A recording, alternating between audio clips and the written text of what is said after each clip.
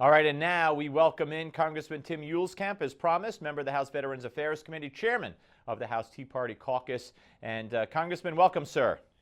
My pleasure to join you, Steve. Well, always good to talk to you. Okay, so when did you find out that Kevin McCarthy was withdrawing his name from consideration, and what was your reaction?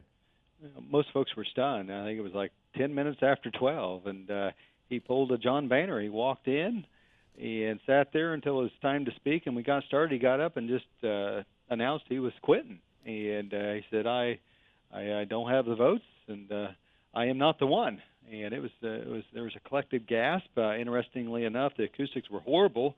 Folks turned to each other, and I was in the back of the room where they usually put me, and like, what did he say? And it was unclear. And I walked to the front, talked to people, and we all finally agreed, yeah, he just dropped out of the race, and he clearly didn't have 218. I don't know if he probably had a majority, but just 2 hours before that, Steve, he was the same old Kevin McCarthy, and busy working for votes, and all of a sudden the bottom fell out of the market, and it was over. All right. Well, to someone like me, and from the way you're describing it, and from others I've talked to, doesn't make sense. I mean, he didn't have to. The vote wasn't today. The vote wasn't tomorrow. Yeah. He was going to negotiate. I believe that there were people in the conservative caucus and more conservative congressmen who were willing to talk to him and hear him out and maybe cut some deals. So, am I off base there, or is that how it was proceeding? That is accurate. I had prepared a press release to send out, and the headline was, "The race has just begun." We're going all the way to the floor, and we've done that before. I've voted against John Boehner twice, and so no, it was always it was strange. Except if you look at it from the prism of 4 years and 9 months control by this leadership team, they do this all the time. They walk out, got a CR coming or a debt ceiling coming. They walk out and say, "Hey, this is what we have to do tomorrow. Take it or leave it. If you don't take it, we're going to go get Nancy Pelosi's votes." They pre-cook deals with Harry Reid for years. They do the same thing with Nancy Pelosi. They just did this last week. We got a debt ceiling coming up in a few weeks. They're going to run out of borrowing authority. We have not had one single discussion of that yet. I mean, this is the type of mismanagement of the U.S. House that's been going on since John Boehner took over. It's just gotten worse and worse as we've gone here, and now he handpicks his successor. That blows up on him. I hear today he's out there trying to recruit other opponents. I hear John Boehner's out there trying to make a deal with Obama together with Mitch McConnell, which scares the heck out of conservatives. All right, so let me also ask you this. There were reports out that Walter Jones pressed the candidates and said, hey, if you have any moral problems out there, any shoe that's going to drop, get out of the race, and that minutes after that, Kevin McCarthy exited from the race. Now, there are published reports out there, Congressman, that you're probably well aware of.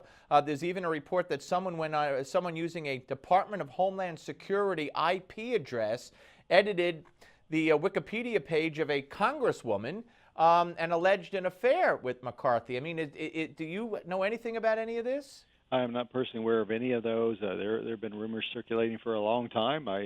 And Mr. Jones, congressman from North Carolina, put out that letter, I think, 2 days ago, maybe earlier than that. When I saw that, sent that to the conference chairwoman, Kathy Morris Rogers. And as I understand that, I've seen Mr. Jones' statements. He was unaware of anything, but aware of rumors. Right. Just come out. And the rumors involved Kevin McCarthy in an extramarital affaar? That was the one of the rumors. And but again, rumors are rumors. Right. But no, I don't know that Mr. McCarthy was ever asked about it at our interviews for speaker candidates earlier this week. That didn't come up, and but the letter. But it came up. It came up right before he dropped out from Congressman Jones. So.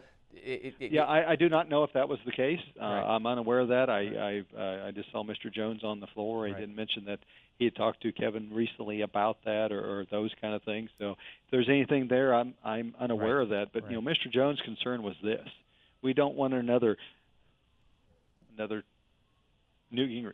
We don't want another Livingston. And don't forget, these guys all quit and resigned in scandal and disgrace. We got a Denny Hastert deal running around. Walter's concern, Mr. Jones' concern, the congressman, is that, the Republican Party right now, nobody trusts us. And that's right. I don't trust these guys in leadership. Yeah. That's why we're getting new ones. And if you would have a scandal blow over the top of that, the only ones that benefit from that is Hillary Clinton. You know, it was McCarthy's comments that raised concern with a lot of more moderate members of the Republican conference when he said, well, the Benghazi thing was just a political act. And he acknowledged that today, that was one of the reasons that he was stepping and down. he tried to backfill and fill that up and say that was a bad statement. But it was a dangerous statement. In conference this morning, one of his colleagues from California, a fairly moderate member who was probably going to vote for Kevin, he got up in the Republican conference today and said, Kevin, I'm not voting for you today, and when it goes to the floor, I will never vote for you because of the Benghazi thing. All right, we got about a minute left, and not to cut you off there, sir. I'm sorry. Yes. Boehner says he'll stick around until a successor is picked. What do you see happening here? It's time for Boehner to go. And having him stick around is only dangerous. Again, he promises he'd never sit down and negotiate. He promised every Republican in the conference he'd never go alone to negotiate with the President of the United States unless somebody else was along with him. Right. Well, the one along with him is Mitch McConnell. So I'm afraid what they're negotiating away, these are the same guys that have given away the store for 4.5 years, which is why we need new leadership. We've got 2 or 3 weeks to make that happen. Who do you like? Give me some names. Who would you support? Are you going to run? Are you going to run, sir? I am not running. I am not that foolish. Daniel Webster's got a great pedigree background. His ideas about opening up this place to let conservatives and everybody else had a shot and let the American people have their house back. It's the right language. Will he be able to be speaker? I don't know, but others are popping out everywhere.